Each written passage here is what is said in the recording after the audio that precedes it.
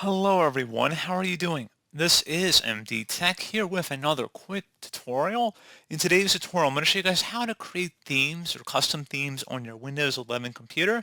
So if you want to create a custom theme with images, dark mode, light mode, etc., just a very customized Windows theme for you, in today's tutorial, I'm going to show you guys how to actually create a theme that you can save as its own custom theme.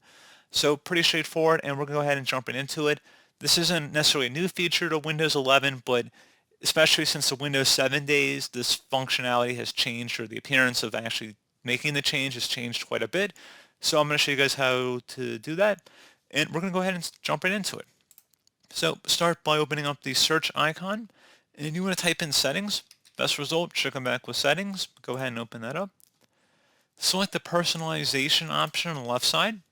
And then on the right side, you want to go ahead and scroll down and you can select your different theme to apply. So if you have a different color theme you want to use here, different background image perhaps, if you have a specific static image you like, for example, or a slideshow, you have a folder you want to use a slideshow from, you can do that as well.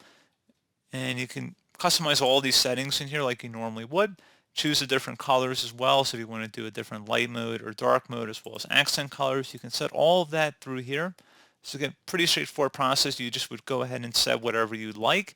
And then once you're done with that, you would select the themes option. Go ahead and left click on that.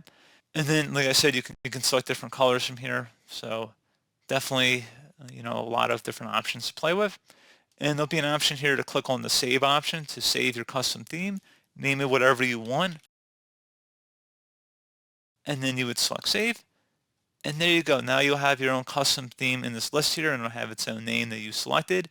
And if you ever wanted to delete the theme, you just would right click on it and you would delete it, but you can't delete it if it's the currently used theme. So you have to select a different theme here, and then you could remove that other theme that you just created.